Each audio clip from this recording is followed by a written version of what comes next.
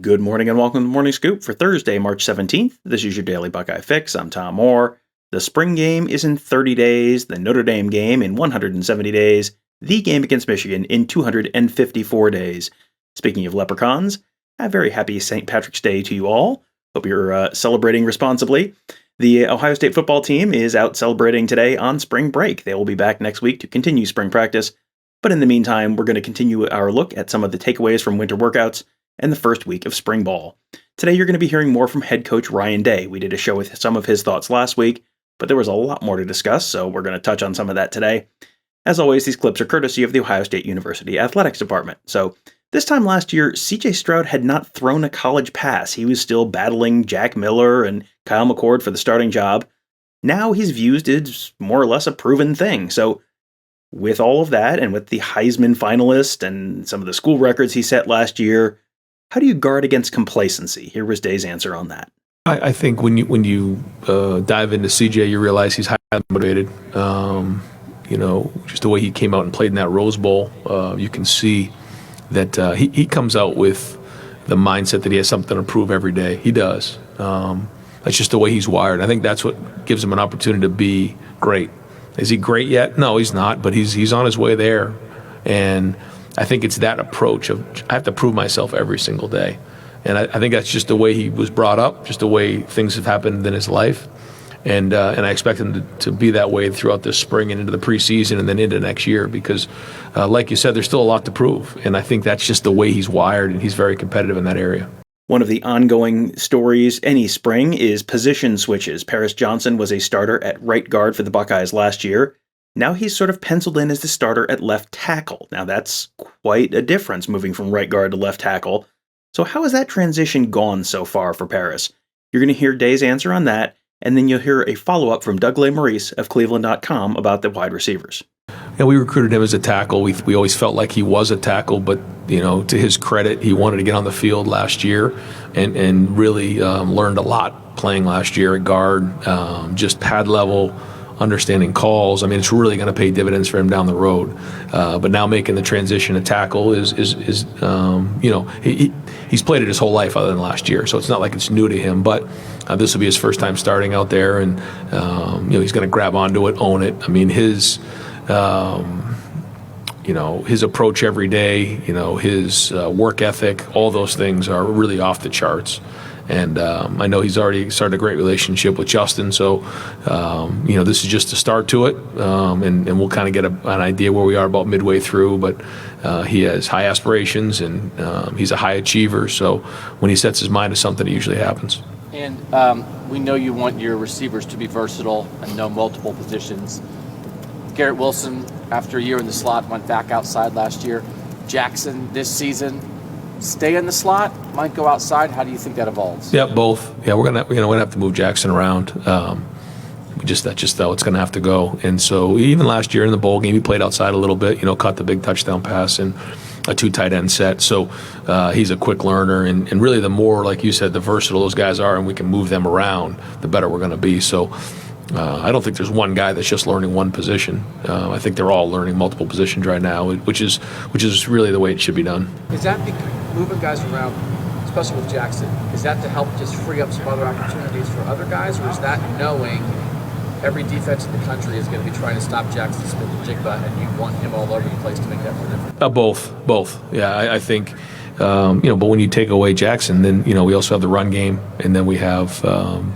The start of spring ball means the end of winter workouts in Columbus. So who are some of the guys who were recognized as the most improved among the team during those winter workouts? I probably will forget all the guys that got recognized yesterday, but just offhand, a couple of the young corners, J.K. Johnson and also Jordan Hancock, were two of the guys that were recognized as most improved. I know I'm going to forget some guys. But it was good to see those guys get recognized. They, both put their work in last year. J.K. got the shoulder, and Jordan spent some time on a scout team and really worked hard. And they, they really put a great off season in. So I know they're looking forward to get on the field and practicing here. Leadership was a big topic during the first week of interviews with Day and Kevin Wilson and Jim Knowles. The Buckeyes lost a lot of veterans after last season, and they were a really young team last year anyway. So What is team leadership going to look like this year? Yeah, so what we did in the offseason, not to get into too much of what we did, we decided that leadership was the number one thing we needed to get done in this offseason. And so through a process, we ended up explaining to everyone what leadership was, asked who wants to be the leaders of the team. They then volunteered. We then voted, had a voting system to vote guys onto a leadership committee. We voted 24 guys onto those on that leadership committee. And then during the off-season program, we assigned 12 squads. And in those 12 squads, 2 leaders were assigned to each of those groups. And through that 7-week period, we really forged a lot of leadership throughout the group. And there was a lot of ways that Coach Mick and our strength and conditioning staff did that. A lot of competition. If somebody was late, there was community service on the weekend for the whole group. And so a lot of accountability, a lot of feedback. And I think this is probably the best we've done in an off-season of forging leadership. And that was a group of 24. Not that all 24 were great leaders. Some of them were, some of them weren't. But there was a lot more leadership based on what we did the last 7 weeks than we've had in a while, and that was encouraging. Last year's team was one of the youngest in the entire nation. So how might a more veteran team this season change in that leadership department? Yeah, and I think part of it was just how young we were. I mean, we were really green, and guys were just trying to get lined up and play and do well. But when you have a team who has the experience we have coming back, now you can put some more focus on leadership, and that's what happened in the second half of the Rose Bowl. Is the leadership stepped up at halftime. We didn't have that in the Team Up North game. It's just the truth.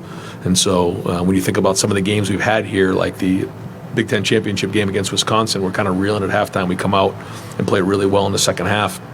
There's going to be opportunities like that, and we really wanted to kind of focus on that over the last 7 weeks and try to create as many of those situations as possible that when we get our backs up against the wall, we need guys to step up.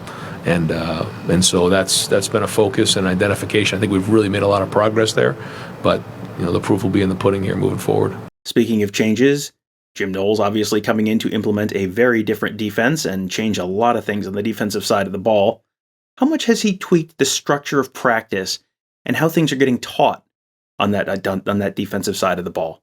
I mean, you can tell it's very well organized and it's very well thought out, and there's a reason for everything. And I just like how everything's systematic about how they teach, and you can give different looks for the quarterbacks, and I think that's a good challenge for CJ, and it's a good challenge for us. But you can see where if you're not prepared for it, it can really give you some strange looks. But at the same time, the guys are well taught and they're playing with really good technique. So at the end of the day, it's about pad level, defeating blocks, and tackling. And I think that's the combination that so far we're seeing, but got a long way to go. Is the schematic challenges that you see, but also being fundamentally sound and being well coached. Jim Knowles has a reputation not only as a smart coach, but also as a teacher.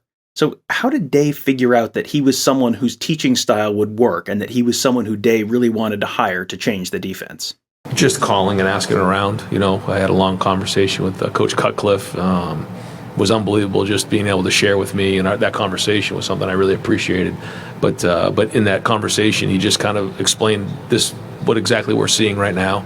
And a couple people that knew him and worked with him, and just ask enough about people who have worked with him. You really learn about people when you're with them every single day, which is what we do during the season. And you just have to call and ask around the people who have been around the most. We talked at one point last week about Josh Proctor being kind of limited in practice during the first week. He obviously suffered a very serious leg injury in the Oregon game last season, was out for the rest of the year, and that was something that really hurt the back end of that Buckeye defense. So how much did that loss impact last year's team? And then maybe more importantly at this point, what does it mean to have him back at the back end of that defense this season? Well, we have a lot of safeties now who have played because of last year and because Josh wasn't around. So there's some experience back there, which is good. That I think maybe, when Josh went down early in the season, there was a little bit of a panic, but some guys stepped up and did some really good things. So it certainly will be great to get him back and get him healthy again. But we also have some other guys back there that have had really good off seasons and played well last season. Not good enough, but that's another year under their belt, and so they'll come back and be stronger this year. So we have created a little bit of depth there, but we all know what Josh can do, so it'll be exciting to get him back.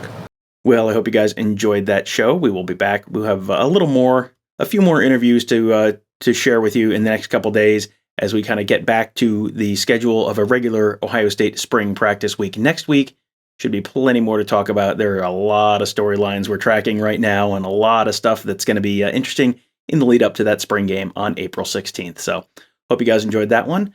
Thank you guys all for joining us. Have a great day. We'll talk to you tomorrow.